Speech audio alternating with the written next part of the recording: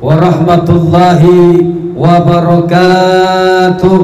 Waalaikumsalam warahmatullahi wabarakatuh. Alhamdulillah, alhamdulillahilladzi kataba 'ala dunyal fana wa man salakal huda kataba lahu ridha. Ahmaduhu subhanahu wa syukru alamatus sidqi wal wafa. Ashhadu an la ilaha illallah wahdahu la syarika lah wa ashhadu anna Muhammadan abduhu wa rasuluh. Allahumma salli wa sallim ala sayyidina Muhammad wa ala alihi wa ashabihi ajma'in. Faqala Allah ta'ala fil Qur'anil Karim, a'udzu billahi minasy syaithanir rajim. Bismillahirrahmanirrahim. Radhiyallahu anhum wa radu anhu, dzalika liman khasya rabbah. Shadaqallahul azim. Orang tua kami yang insyaallah dimuliakan Allah Subhanahu wa taala, para alim ulama, para kiai, para ustadz, ustadzah, terlebih khusus Bapak Kepala Sekolah SD Al-Kafah, SDIT ya, SDIT Al-Kafah, yang insyaallah dimuliakan Allah Subhanahu wa ta'ala. Bapak-bapak, ibu-ibu, tetangga-tetangga kami, abang-abang kami, kakak-kakak kami, adik-adik kami, anak-anak kami yang insyaallah dimuliakan Allah Subhanahu wa ta'ala. Di sore yang berbahagia ini, alangkah baiknya kita sama-sama mengundang Allah, mengundang rahmat Allah. Dengan cara apa? Dengan cara membawa mentawassul Rasulullah sallallahu alaihi wasallam dengan cara bersolawat atas Nabi. Suatu ketika pernah Nabi Adam alaihissalam memohon ampun kepada Allah dengan membaca doanya, Rabbana zalamna anfusana wa illam taghfir lana wa tarhamna lanakunanna minal khasirin. Sampai berpuluh-puluh tahun tidak kunjung datang rahmat Allah. Sampai akhirnya datang malaikat Jibril menyampaikan sesuatu, membimbing sesuatu. Agar apa? Agar membaca solawat yang kita kenal dengan solawat Jibril. Dengan solawat Jibril, Nabi Adam membacanya. Setelah itu turunlah rahmat Allah kepada Nabi Adam alaihissalam. Maka marilah kita sama-sama undang rahmat Allah dengan kita bersolawat atas Nabi. Sallallahu ala Muhammad, sallallahu alaihi wasallam, sallallahu ala Muhammad, sallallahu alaihi wasallam, sallallahu ala Muhammad, sallallahu alaihi wasallam, sallallahu ala Muhammad, sallallahu alaihi wasallam. Mudah-mudahan rahmat Allah menaungi keluarga-keluarga kita yang hadir di sini insyaallah. Bapak Ibu yang insyaallah dimuliakan Allah Subhanahu wa taala, kayaknya waktunya cukup panjang kalau saya ceramah nih. Kayaknya kalau berdiri lumayan pegel ini, keburu haus saya nanti. Boleh saya duduk Pak ya? Nggak adil yang lain duduk, saya berdiri nih. Baik, kita mulai. Di dalam Al-Quran surah Al-Bayyinah ayat 8, tadi yang saya baca sepenggalnya saja, radhiyallahu anhum wa radu anhu. Tapi sebelumnya, siapa orang yang mendapatkan ridho Allah? Yaitu orang-orang yang dijamin oleh Allah, dibalas oleh Allah surga Aden. Jazaohum inda rabbihim jannatu adnin tajri min tahtihal anharu khalidina fiha abada. Jadi ada orang yang dibalas oleh Allah surga Aden, di mana surga Aden ini mengalir di bawahnya sungai-sungai. Ini janji Allah. Kalau janji Allah ini pasti.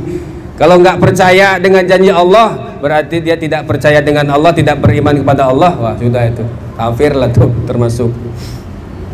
Kata Allah, ada orang yang dibalas surga Aden, pasti surga Aden, dan mereka kekal di dalamnya selama-lamanya. Siapa? Orang yang mendapatkan ridho Allah, Allah ridho kepada mereka, dan mereka pun ridho kepada Allah Subhanahu wa Ta'ala. Maksudnya apa?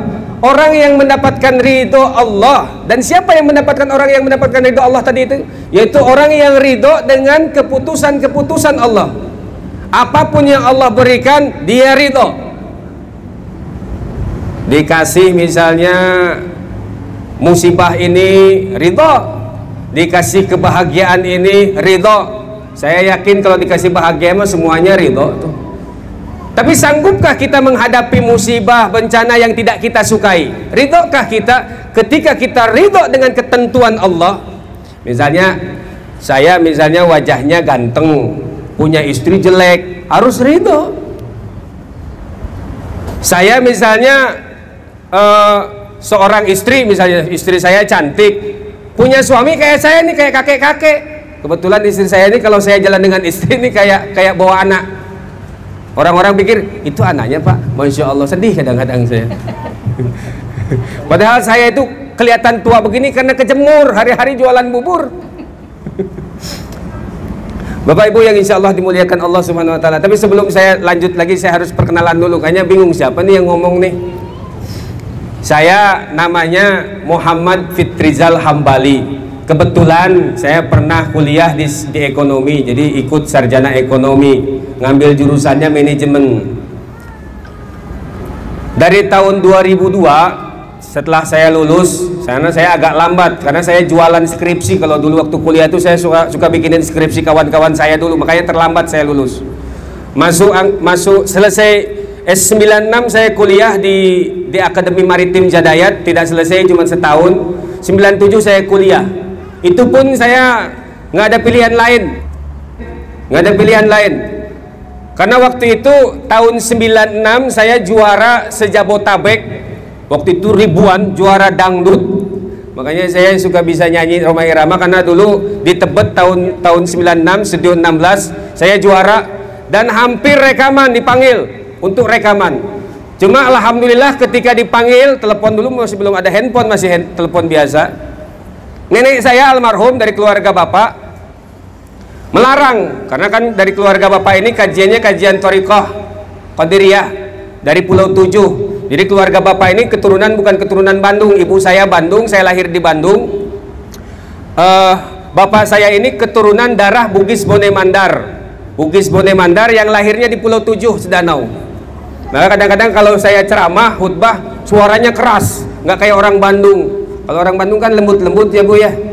Betul tidak, saudara-saudariku? Kan begitu ya, lembut-lembut kan ya. Kalau saya agak keras karena memang ada keturunan Bugis Bone Mandar darahnya. Nenek saya, kamu jangan populer, kamu jangan terkenal, nggak boleh saya jadi artis. Akhirnya saya pilih kuliah lah, pilihan terakhir sarjana ekonomi. Itu hampir saya rekaman, makanya nggak jadi terkenal Pak. Alhamdulillah terkenal, saya jadi tukang bubur aja di sini. Tahun 2002 saya lulus, saya masuk di perusahaan di Howah Genting. Saya pernah jadi planning. Di GP Jerman Plastik saya pernah jadi manajer planning. Di Poster di Muka Kuning saya pernah juga jadi eksekutif PPIC. Terakhir saya di Siba Vision. Di Siba Vision sekarang jadi Alcon tuh di Muka Kuning, itu di bagian planning. Saya mengundurkan diri tahun 2009 karena udah nggak nyaman. Maksudnya nggak nyaman, saya pengen bebas. Saya nggak mau terikat. Saya nggak suka dipuji-puji. Waktu itu kan orang seneng, wah dipuji, namanya juga dipuji, jabatannya enak, terus paham Bali ya. Akhirnya saya banting setir menjatuhkan diri. Saya ingat pesan guru saya, kalau kita ingin hancurkan penyakit iblis itu apa Bu? Bangga, ujub. Ujubnya nggak apa-apa, tapi dari ujub bisa melahirkan takabur, sombong. Sombongnya ini yang membuat iblis jadi disesatkan oleh Allah Subhanahu Wa Taala. Maka ketika saya mulai bangga dengan gelar, bangga dengan jabatan saya waktu itu, saya menjatuhkan diri jadi pedagang bubur keliling. Tepatnya saya mangkal di Dutamana waktu itu. Istri saya pun menolak, kok udah dikuliahin, udah ini kok mau jadi tukang bubur. Saya tetap aja jualan.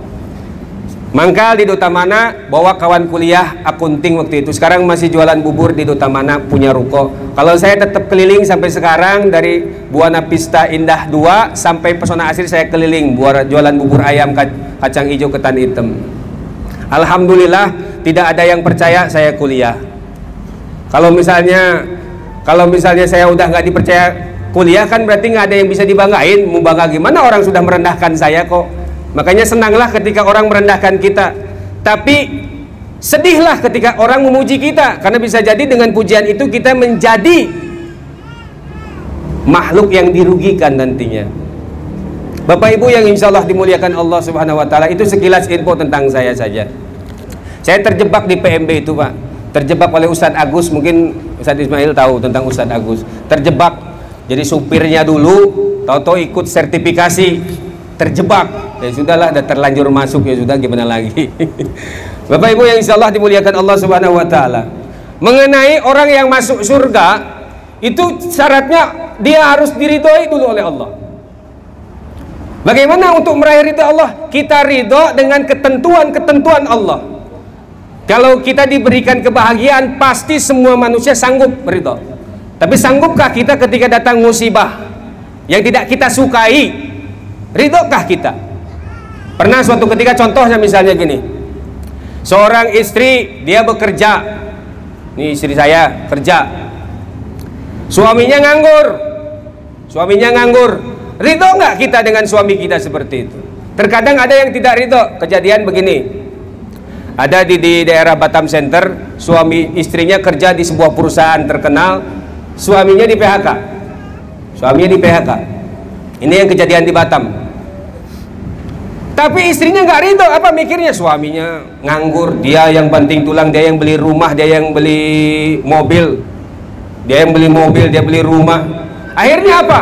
Dia zalim kepada suaminya, berani berkata kasar kepada suaminya, nggak ridho dengan ketentuan Allah. Akhirnya apa? Dikasih sedikit sakit oleh Allah, disesatkan oleh Allah karena kezalimannya kepada suaminya. Dulu ada juga di Bandung seorang dosen, saya waktu itu masih kuliah.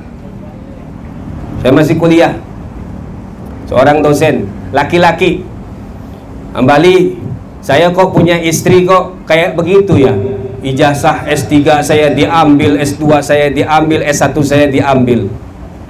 Yang dia salahkan istrinya, akhirnya bilang ke saya, gimana, apa yang salah dengan saya? Istri saya kok kayak begitu? Saya bilang, yang salah mungkin bapak. Kalau bapak ingin istrinya baik, lihat diri bapak, bener nggak? Waktu itu saya masih belum menikah, masih kuliah. Pembimbing saya waktu itu di Bandung.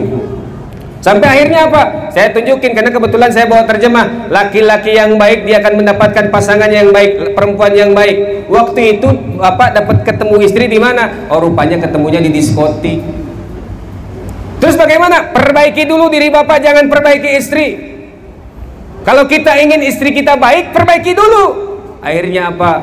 Nanti ada dua jawaban, kata saya. Allah akan ganti dengan istri yang jauh lebih baik, atau Allah akan mengganti hatinya istri itu, karena Allah maha membolak-balikkan hati. Akhirnya apa yang terjadi? Setelah beberapa bulan saya selesai kuliah, saya datang lagi silaturahmi, dia sudah ngajinya ngaji agama lagi, bukan masalah dunia lagi, tapi ngajinya ngaji tasawuf, ngaji kolbu. Terus saya tanya, yang masalah dulu gimana ijazahnya? Saya bikin lagi yang baru. Terus istrinya alhamdulillah sekarang saya sudah nggak lagi dengan yang lama, saya dapat lagi mahasiswi saya dulu, lebih solehah, ibadahnya jauh lebih baik, alhamdulillah. Ada lagi seorang perempuan, bibi saya ini, asli, demi Allah, bibi saya, istri saya tahu. Bibi saya namanya Bi Popon. Waktu itu saya masih bujangan. Dia curhat karena suaminya nganggur, udah nganggur, pemabok lagi. Selingkuh, pemabok, mainnya ke diskotik di Bandung namanya juga. Nanya, waktu itu belum pakai kerudung. Kembali, kalau dulu saya dipanggilnya Jal, ya. Bibi ngelihat mang kamu tuh kok begini-begini, ya udah nggak kerja. Terus saya tanya, bibi pengen terus nggak rumah tangganya? Ya pengen, udah punya anak 4, tanya gitu. Nah sekarang sanggup gak ngejalanin nih apa yang saya kasih tahu? Insya Allah.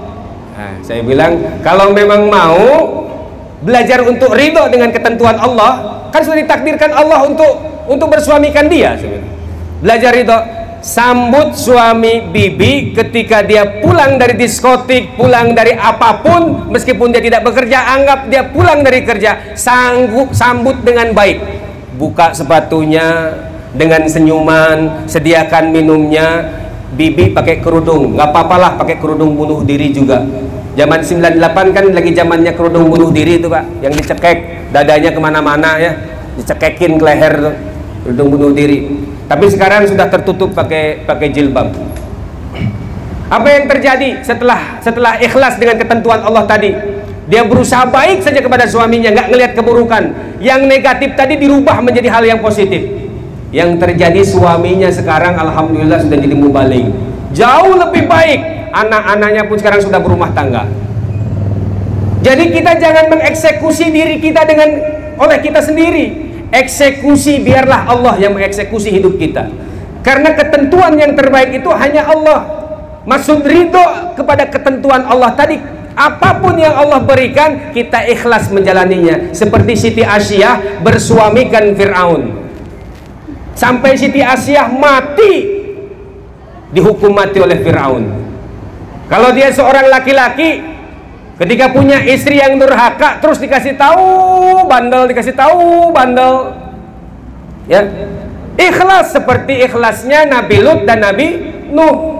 Itu pun dicantumkan dalam Al-Quran, kisah itu tentang Siti Asyah dan istrinya Nabi Lut dan Nabi Nuh. Kita belajar di mana yang paling bagus? Belajarlah ridho seperti ridhonya Siti Asyah. Karena orang yang ridho dengan ketentuan Allah, Allah akan ridho dengannya. Dan insya Allah orang yang ridho dengan ketentuan Allah, Allah ridho kepadanya, matinya pun dalam keadaan mati husnul khotimah. Jaminannya surga aden, abadi, kekal selama-lamanya. Bapak Ibu yang insya Allah dimuliakan Allah Subhanahu wa Ta'ala, yang belakang kedengaran gak Bu? Ini saya belum nyanyi nih Bu. Sebenarnya nggak tahu sanggup apa nggak saya nyanyi nih.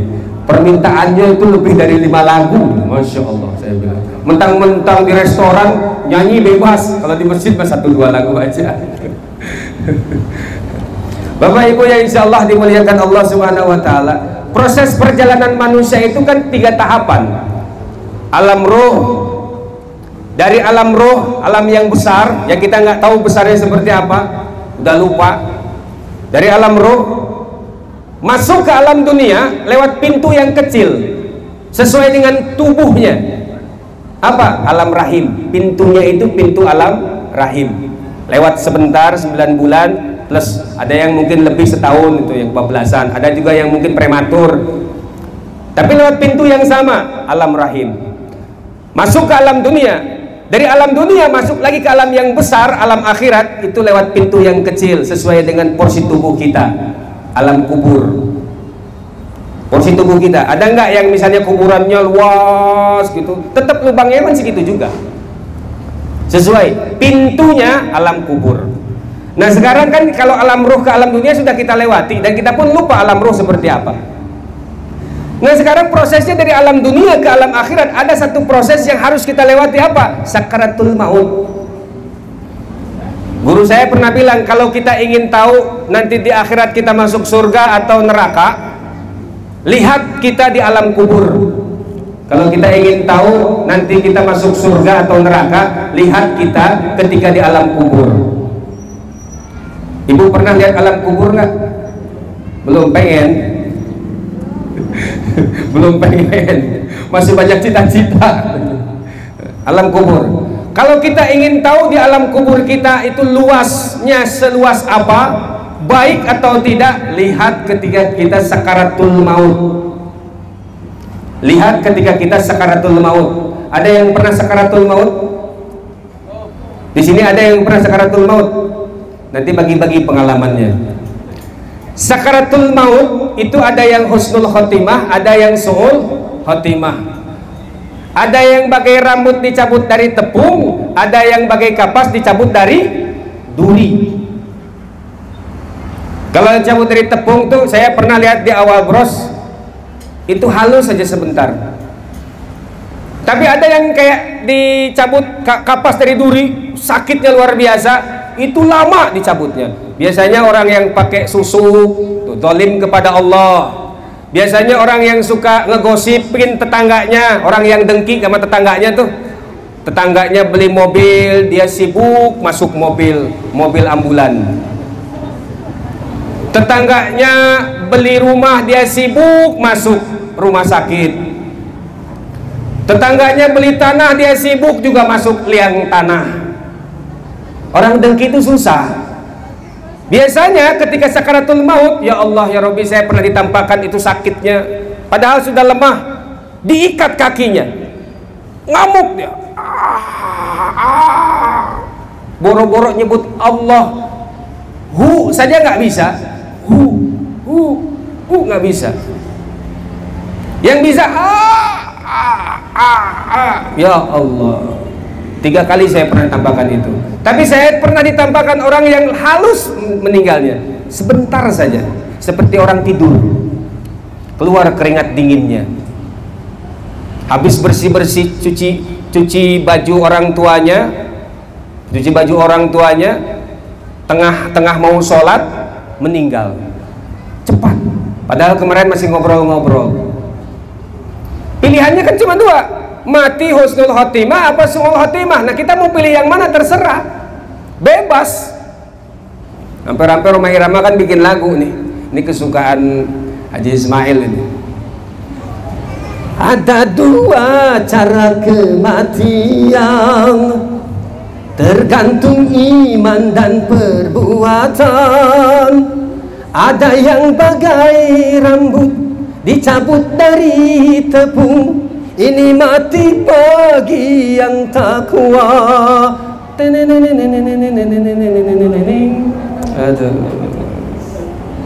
Namun bagi orang yang durjana, mati kan merupakan derita. Sakitnya bagai sutra dicabut dari duri, ini azab Tuhan yang nyata. Itu kata Roma Irama. Dan memang betul, orang yang mati itu hanya 2, husnul apa su'ul. Nah, kalau kita ingin tahu di alam kubur kita ini baik atau tidak, lihat sakaratul maut kita. Lalu muncul lagi pertanyaan, kata guru saya, kamu ingin tahu nggak mati kita husnul khotimah apa su'ul khotimah? Pengen. Kalau pengen tahu kita mati dalam keadaan husnul khotimah apa su'ul khotimah, lihat ketika kita sakit. Ini udah disiapin makanan, fokusnya ke makanan semua nih Ustaz. Saya sebenarnya pengen lebih cepat makan daripada sama ini. Lihat ketika kita sakit. Kalau kita sakit, banyak berkeluh kesah. Misalnya seorang suami sakit, merintih, Mi, cepet Mi, bisa ngurus gak di sakitnya? Sakit terus siap-siap tuh, nggak lama matinya su'ul khotimah tuh. Kalau kita ingin mati dalam keadaan husnul khotimah, lihat ketika kita sakit. Pernah di dalam kitab Muqashafatul Qulub karangan Imam Al-Ghazali, menyingkap rahasia kolbu, diterangkan ketika itu Rasulullah bersabda menerangkan ini, bahwa Allah Subhanahu wa taala memanggil 2 malaikat, Raqibun Atid. Raqib, Atid, kamu turun ke muka bumi. Di bumi itu ada si fulan yang tengah sakit keras, tengah dapat musibah, tengah dapat bencana. Tolong catat apa yang dia diucapkan si fulan tadi. Tengah sakit keras, tengah sakit, apa yang dia ucapkan dari lisannya, catat sama kamu. Akhirnya turun tuh malaikat Raqibun Atid. Di dalam surah Qaf juga diterangkan tentang Raqibun Atid yang mengawasi dan mencatat. Turun, lihat si fulan ini di tengah sakitnya, dapat musibah, dapat bencana, dapat sakit, lisannya hanya berzikir Alhamdulillah, Alhamdulillah, Astagfirullahaladzim. Jantung sakit, Astagfirullahaladzim. Atau nggak asam urat dan kambuh, enggak, Alhamdulillah ya Allah, Astagfirullahaladzim. Zikir dicatat oleh malaikat, dibawa di hadapan Allah. Dipanggil, malaikat, apa yang telah kamu catat? Ya Allah, si fulan di tengah sakitnya ya Allah, si fulan di tengah sakitnya dia berzikir atas namamu ya Allah, dia mengucap alhamdulillah, dia mengucap astagfirullah, zikir. Maka Allah pun berfirman, kalau si fulan itu mati dalam sakitnya, maka aku wajib memasukkannya ke dalam surgaku, wajib memasukkannya ke dalam surgaku. Jikalau dia sembuh di dalam sakitnya, maka aku wajib mengganti darahnya yang lama dengan darahnya yang baru, dagingnya yang lama dengan dagingnya yang baru, kembali lagi kepada kefitrahan, kesucian.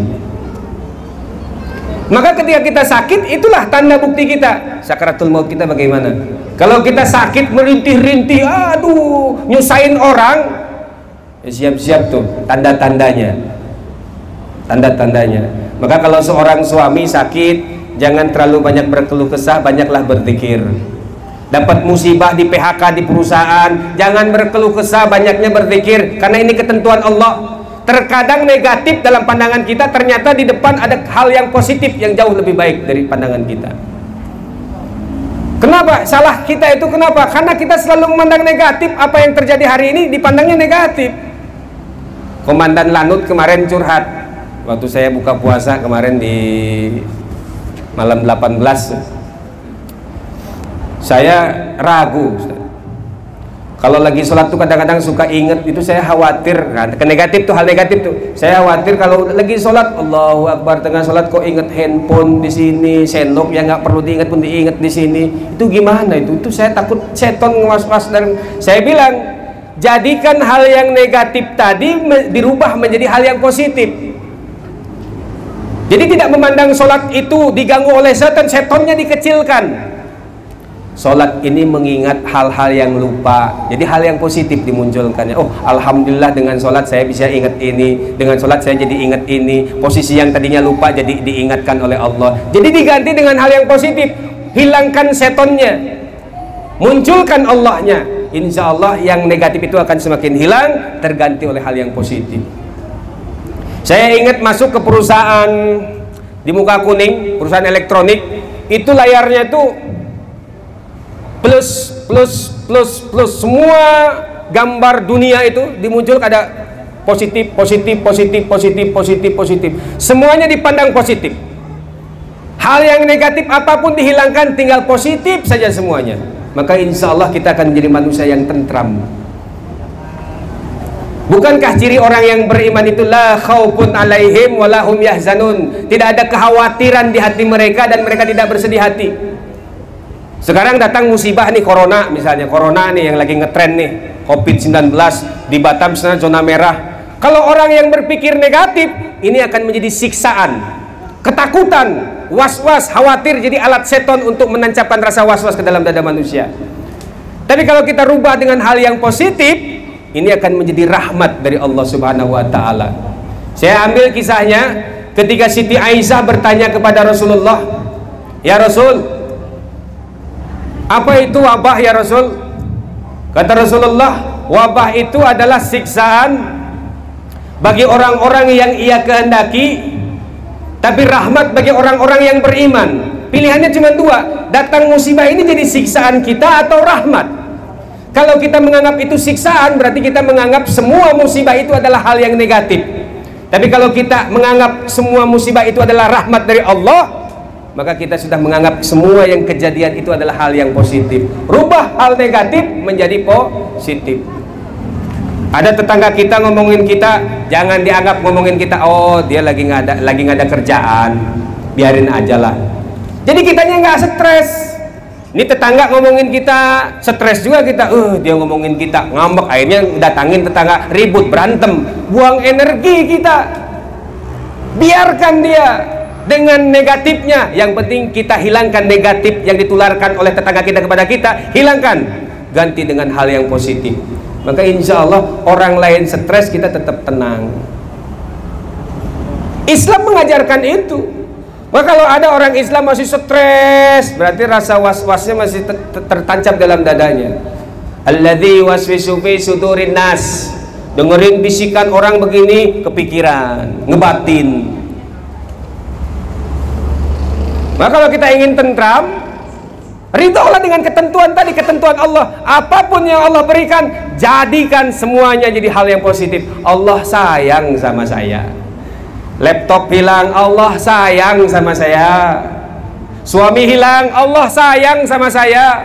Kenapa saya bilang? Ini kejadian nyata. Ibu saya cerai dengan bapak saya. Bapak saya tukang kawin.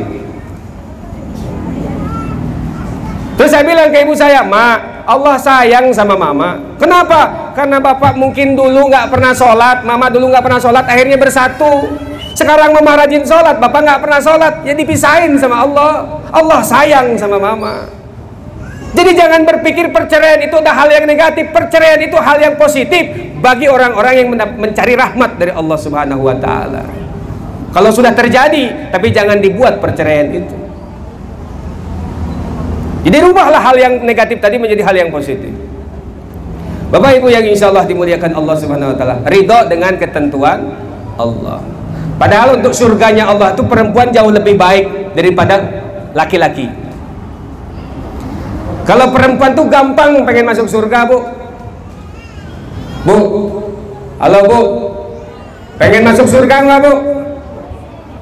Perempuan itu jauh lebih mudah masuk ke surga daripada laki-laki. Tapi kenapa di neraka banyak perempuan? Saya pun bingung.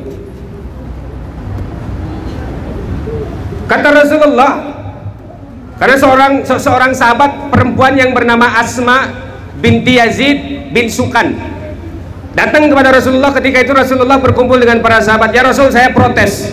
Ini aktivis perempuan ini. Saya protes ya Allah. Ya Rasul, bukan Islam itu kan untuk seluruhnya, mau laki-laki mau perempuan. Tapi kok sekarang kayaknya amal ibadah itu lebih banyak untuk laki-laki. Bagaimana saya mau bersaing masuk ke surganya Allah, sedangkan amalia saya sedikit daripada laki-laki?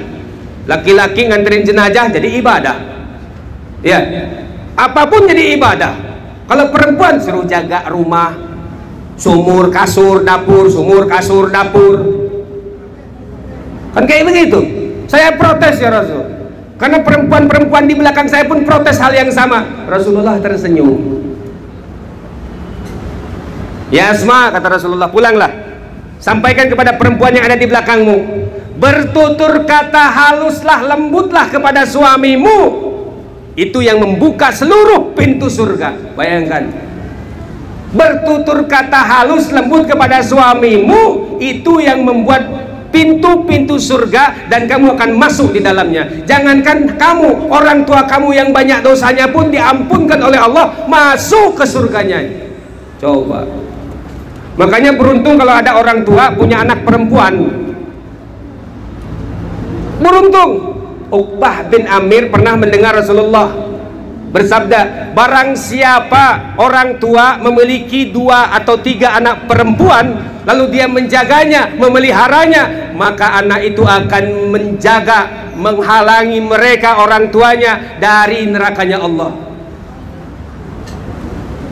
Jadi perempuan itu ujian yang nanti kelak akan menghalangi. Maka jaga anak perempuan kita, jangan sampai anak-anak perempuan kita nanti membantah suaminya, keras dengan suaminya, sekalipun suaminya di PHK, nggak kerja, nganggur.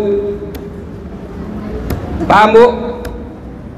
Demi Allah saya katakan kepada istri saya itu, saya mau istri secantik apapun, kalau kelakuannya nggak membantah dengan suami, lebih baik pisah. Saya katakan dengan istri saya. Kenapa? Nabi Ismail dulu istri yang pertama, Jawa namanya, durhaka, membantah, pilih-pilih kalau ada tamu, cerai dengan Nabi Ismail. Akhirnya dipertemukan dengan siapa, ada perempuan yang kedua, dan itu pun yang terakhir. Keturunan Nabi Ismail dari situlah ketemu lagi dengan perempuan dari Bani apa saya lupa lagi, menikah dengan Nabi Ismail. Jawa tadi diceraikan. Kenapa? Durhaka.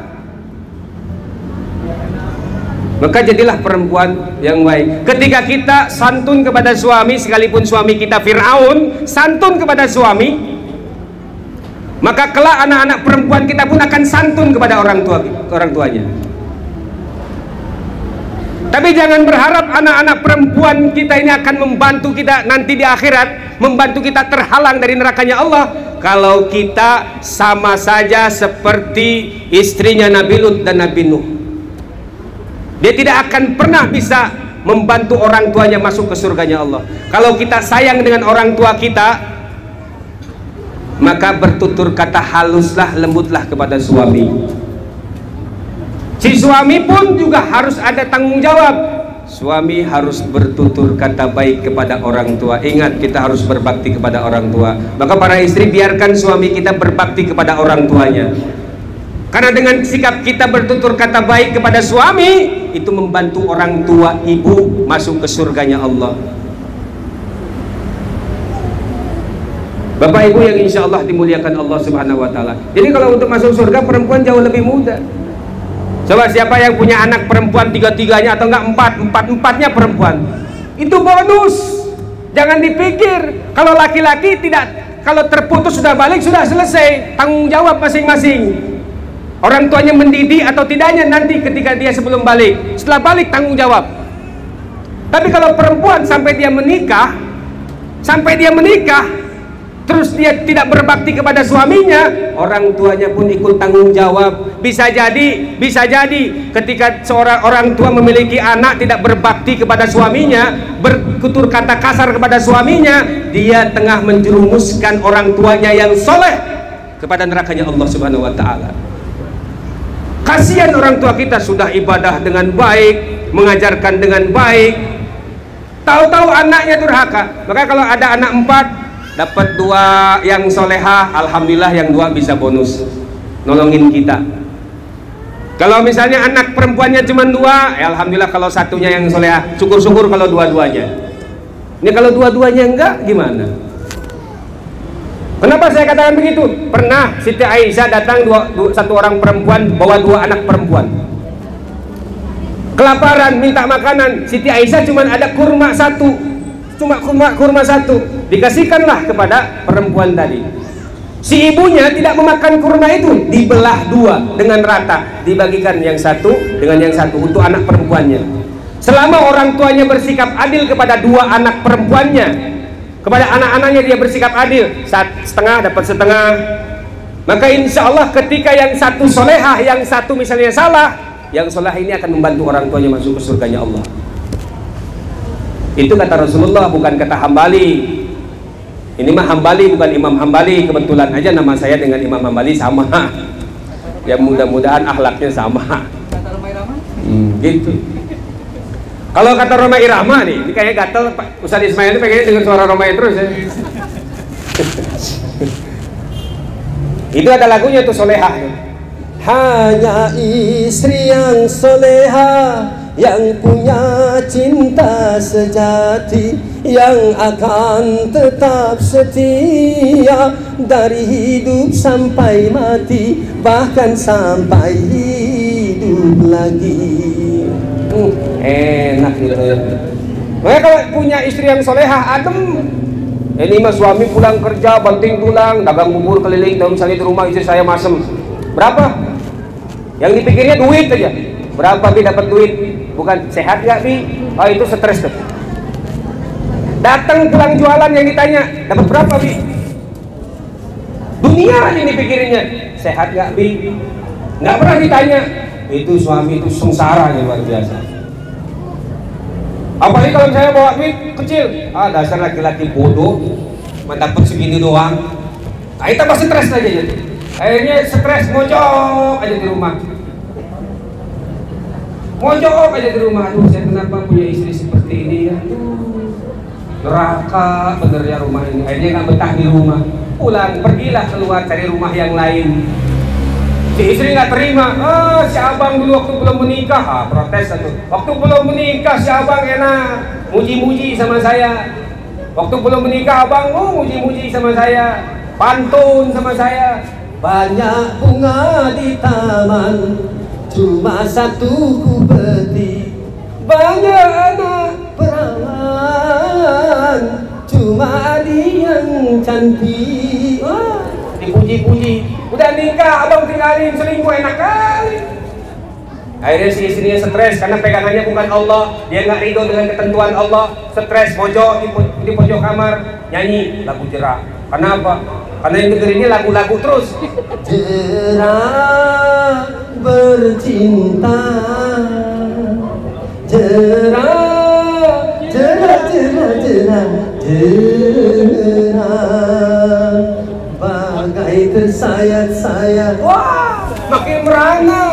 Maka kalau kita ngaji jangan ngaji lagu, ngajinya Al-Quran. Saya terpaksa nyanyi karena permintaan aja. Saya gabungin aja ini, ngaji sambil nyanyi dah tuh, nada dan dakwah. Ini yang ditonton sinetron. Sekarang lagi ngetren sinetron apa? Istri apa namanya? Istri. Suara hati istri. Suara hati istri. Seakan-akan itu contoh kita. Akhirnya semua ibu-ibu nyontoh. Tuh lihat tuh suami yang jahat kayak begitu tuh. Ngelihat para suami jahat semua. Karena ini tontonnya kitab sinetron. Coba tonton kitabnya Rasulullah, kitabnya Al-Quran, hadisnya Rasulullah. Lihat bagaimana akhlaknya Rasulullah kepada istri-istrinya. Ini yang dicontoh. Kemudian suami kayak begitu tuh. Udah tuh. Akhirnya nonton gosip. Udah tuh. Yang kemarin karena lagi ngetren, lihat tuh Ustaz Abdul Somad nikah tuh sama anak ABG tuh. Wah, disibukin gosip, ada untungnya buat energi kita. Istri saya kemarin sibuk tuh di media sosial. Ini penyakit memang banyak, media sosial, televisi. Luas sama anak yang ABG, apa urusannya? Jadi nggak berkah kita kadang-kadang ngomongin orang. Kenapa penyakitnya di rumah, dipegang tiap hari. Yang dilihat Android. Ada ustadz datang, bukan sibuk mendengarin ustadz dari Jakarta datang, sibuk foto-foto. Saya bersama dengan ustadz ini, bersama ustadz ini. Ada berfaedah. Hidayah Allah itu masuk ketika pintu kuping ini dibuka untuk mendengarkan nasihat-nasihat. Nak sehat apa nak sakit? Kalau nak sehat banyak minum sirup, minum arak, minum sirup, minum apa? Yang masam-masam dah. Tapi kalau misalnya nak sehat, minum yang pahit-pahit. Memang pahit nasihat ini didengarnya, tapi akan menjadi baik untuk kehidupan kita. Ini sudah mulai mendekati 47. Sampai sini saya break dulu. Intinya, kalau kita ingin masuk ke surganya Allah, kalau ibu-ibu paling gampang tadi saya katakan ya, ibu-ibu perempuan ini paling gampang masuk ke surganya Allah. Bertutur kata halus kepada suami. Itu saja. Nanti insya Allah ibu orang tuanya pun akan masuk ke surganya Allah, terhalang dari nerakanya Allah. Masuk surga. Tapi untuk seluruhnya secara umum, untuk masuk ke surganya Allah abadi, harus mendapatkan keridhaan dari Allah Subhanahu wa taala. Bagaimana untuk meraih keridhaan Allah? Ridho dengan seluruh ketentuan Allah Subhanahu wa taala. Ridholah ketika datang kepahitan hidup dalam kehidupan kita. Jangan berkeluh kesah. Sedikit pun di mulut kita usahakan tahan, sabar menahan dari keluh kesah kita. Insya Allah surga Allah akan kita raih. Baik, itu saja yang dapat saya sampaikan. Mudah-mudahan bermanfaat sementara. Baik, terima kasih atas penyampaian dari Ustadz Hambali Irama. Walaupun sudah kurang suka nyanyi, tapi kayaknya bakat itu masih benar-benar ada. Barangkali ada yang ingin bertanya, ada beberapa waktu ke depan sampai waktu berbuka puasa tiba. Silakan yang mau bertanya, dapat hadiah. Minimal hadiah Fatihah. Hadiah Fatihah. Ayo silakan yang mau tanya. Barangkali yang masih jomblo-jomblo, kiat-kiat mencari pasangan hidup yang bagus gimana? Ada yang mau tanya? Kayak kita nyuruh anak kita bertanya aja di sekolah itu susah ya, Pak? Yang susah kan disuruh tanya aja. Gak ada pertanyaan. Pak Devis mau tanya, Pak Devis? Kiat-kiat gimana Pak Devis? Poligami. Oh, ada yang tanya ya? Ada yang angkat tangan tadi kayaknya? Hah? Kalau nggak sanggup biar Ustaz Ismail yang jawab. Masya Allah. Kita dengarkan pertanyaan dari Bupi. Kalau saya nggak sanggup biar Kiai Ismail yang menjawab semua. Assalamualaikum warahmatullahi wabarakatuh. Assalamualaikum warahmatullahi Ya, wabarakatuh. terima kasih Pak, karena waktunya sedikit saya langsung aja bertanya. Pertanyaan saya sebetulnya gampang sekali Pak. Iya, saya tidak punya anak perempuan, gimana itu Pak? Langsung ya. Jadi pengen isi pengen punya anak perempuan atau bagaimana? Gimana ini nih?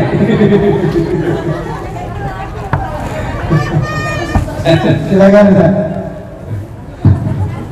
Kalau misalnya kita tidak punya anak perempuan itu ujian kata Rasulullah. Karena ketika perempuan itu tua datang, buah anaknya. Rasulullah bersabda, ketika sebuah keluarga mendapatkan anak perempuan itu adalah ujian bagi keluarganya. Ujian terberat sebenarnya, karena untuk menjadi anak perempuan itu harus jauh lebih luar biasa ketimbang anak laki-laki. Makanya ganjarannya surga. Lalu bagaimana kalau nggak punya anak perempuan? Jadilah istri yang solehah bagi suaminya. Insya Allah akan mendorong orang tuanya masuk ke surganya Allah. Ibu pasti sayangan sama orang tua bu. Orang tua ibu lah, jangan orang tua mertua. Karena kadang-kadang mertua sama menantu kadang-kadang suka panas-panasan. Ya. Mertua, orang tua kita lah. Kalau kita sayang dengan orang tua kita, dia rajin ibadah. Supaya benar-benar jadi masuk surganya Allah, jadilah istri yang santun kepada suaminya. Itu aja bu. Simple bu, usahanya jawabin. Ada lagi? Ada lagi? Mumpung belum maghrib. Wah, belum maghrib. Satu lagi pertanyaan dari bapak-bapak kayaknya. Ada nggak? Pak Hilman mau nanya? Curhat dong, Mas. Gak ada. Alhamdulillah. Gak ada pertanyaan. Jadi mungkin materinya ditutup aja Ustaz. Ada beberapa rangkaian kegiatan sebelum ini. Silakan di closing aja. Nanti kita masih ada sedikit kegiatan. Baik. Mudah-mudahan perkumpulan kita ini, majelis kita ini, perkumpulan ini kayaknya bahasa gimana nih? Majelis buka puasa bersama, majelis ibadah, majelis amal soleh kita ini insya Allah bermanfaat untuk kita semua. Yang tadinya mungkin berpikiran dengan keluarga itu seperti ini, mudah-mudahan di bulan Ramadan ini, di tempat ini, yang tadinya berpikir bengkok jadi lurus misalnya, yang tadinya mungkin dengan suaminya begini jadi begini. Tapi bukan berarti si suami juga menang nih suami, enggak. Saya kadang-kadang berbicara soal poligami, untuk tutup saja poligami. Saya tanya, Ustaz setuju nggak poligami? Boleh poligami, tapi ada syarat-syaratnya, ada adabnya. Saya bilang bukan ilmu saja yang harus kita pakai. Ilmu poligami ada dalam Al-Quran, tapi adabnya ada dalam tasawuf. Ya, hati-hati nih yang poligami, bapak-bapak. Rasulullah berpoligami setelah Siti Khadijah meninggal. Setelah meninggal, Rasulullah bukan menikahi Siti Aisyah.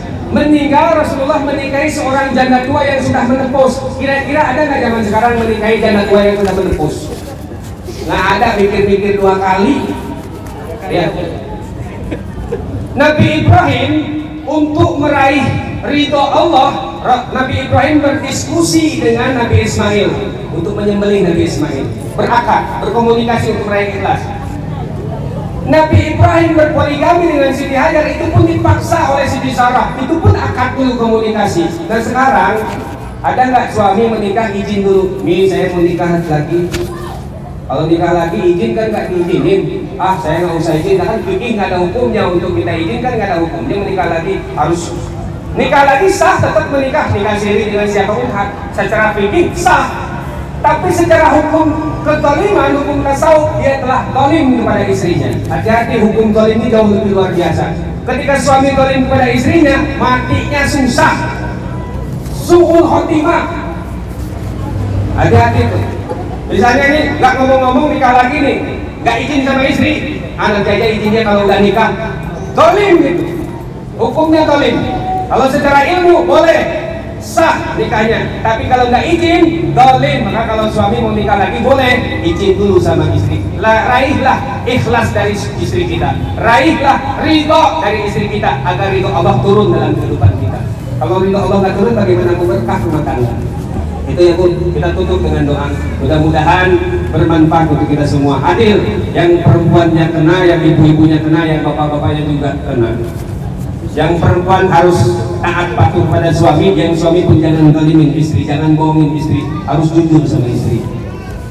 Baik, kita tundukkan pandangan kita, tundukkan kesombongan kita, tundukkan hingar-bingar kehidupan ini. Tutup dulu makanannya, fokuskan fokus kepada munajat kita kepada Allah Subhanahu wa taala. Mudah-mudahan kita bermunajat, permohonan kita dijabah oleh Allah Subhanahu wa taala melalui syafaat dari Rasulullah sallallahu alaihi wasallam. Astaghfirullah astaghfirullah rabbal baraya astaghfirullah minal khataya astaghfirullah rabbal baraya astaghfirullah minal khataya. A'udzu billahi minasyaitonir rajim. Bismillahirrahmanirrahim. Alhamdulillahi rabbil alamin. Hamdan syakirin, hamdan na'imin, hamdan yuwafi ni'amahu wa yukafi mazidah. Ya Rabbana lakal hamdu kama yanbaghi li jalali wajhika wa 'azimi sultanik. Allahumma shalli ala sayyidina Muhammad wa ala ali sayyidina Muhammad. Allahumma rabbana taqabbal minna innaka antas sami'ud du'a wa tub 'alaina innaka antat tawwabur rahim. Ya Tuhan ya Allah, kami yang berkumpul di sini ya Allah, makhluk-makhluk-Mu yang aniaya. Ya Tuhan ya Allah, kami yang berkumpul di sini ya Allah, makhluk-makhluk-Mu yang penuh dengan lumuran dosa. Ya Tuhan ya Allah, malu rasanya kami memohon pertolongan dan perlindungan-Mu karena dosa-dosa kami ya Allah. Namun kepada siapa lagi kami memohon pertolongan selain kepada-Mu ya Allah. Sedang untuk lari dari langit-Mu, dari bumi-Mu kami tidak mampu ya Allah. Ya Tuhan ya Allah, perkenankanlah doa kami yang hina ini ya Allah. Perkenankanlah doa kami ya Allah melalui syafaat dari Rasul-Mu ya Allah. Ampunkanlah dosa-dosa kami ya Allah. Ampunkanlah dosa kedua orang tua kami ya Allah. Ampunkanlah dosa mertua kami ya Allah. Ampunkanlah dosa pasangan hidup kami ya Allah.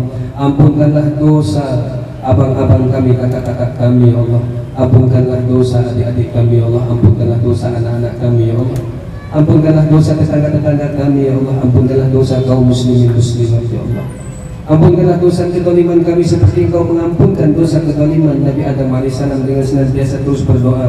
Rabbana zalamna anfusana wa illam taghfir lana wa tarhamna lanakunanna minal khasirin. Rabbana zalamna anfusana wa illam taghfir lana wa tarhamna lanakunanna minal khasirin. Rabbana zalamna anfusana wa illam taghfir lana wa tarhamna lanakunanna minal khasirin. Ya Tuhan ya Allah, jika Engkau perkenankan kami masuk ke surga-Mu ya Allah, masukkanlah terlebih dahulu orang tua kami, ibu kami, bapak kami ya Allah. Masukkanlah terlebih dahulu mertua kami ya Allah. Masukkanlah terlebih dahulu guru-guru kami ya Allah. Karena tanpa mereka kami tidak akan pernah sanggup berdiri seperti ini. Karena tanpa mereka kamu tidak akan pernah sanggup hidup seperti ini ya Allah. Mereka yang membuat kami begini ya Allah. Namun terkadang kami lupa dengan mereka. Kami melalaikan kepada mereka. Kami lupa berbakti kepada mereka ya Allah. Tidak seperti mereka mengurus kami, mendidik kami, membesarkan kami ya Allah. Ya Tuhan ya Allah, masukkanlah terlebih dahulu orang tua kami, mertua kami, guru-guru kami, sekalipun dosa-dosa mereka banyak seperti buih di laut, dan Engkau maha mengampunkan dosa. Ampunkanlah dosa-dosa mereka ya Allah. Jadikanlah syafaat dari Rasul-Mu ya Allah. Jadikanlah seluruh amal soleh kami kepada pasangan hidup kami menjadi menjadi syafaat kami, memasukkan orang tua kami ke dalam surga-Mu ya Allah. Ya Tuhan ya Allah, kami rindu berkumpul dengan keluarga kami. Ya Tuhan ya Allah, kami rindu berkumpul seperti ini ya Allah. Masukkanlah juga ya Allah orang-orang yang berkumpul di majlis ini ya Allah. Kami rindu berkumpul karena setiap hari Jumat di surga-Mu ya Allah. Setiap hari Jumat di surga-Mu ya Allah, kami akan senantiasa bereuni, membicarakan ketika kami hidup di dunia ya Allah. Kami ingin berkumpul dengan mereka ya Allah. Kumpulkanlah kami nanti di surga-Mu ya Allah. Ya Tuhan ya Allah, Engkau yang maha berkuasa, Engkau yang maha agung, Engkau yang maha besar. Ya Tuhan ya Allah, jadikanlah anak-anak kami anak-anak yang berbakti kepada orang tuanya. Jadikanlah anak-anak kami yang takut kepada-Mu ya Allah.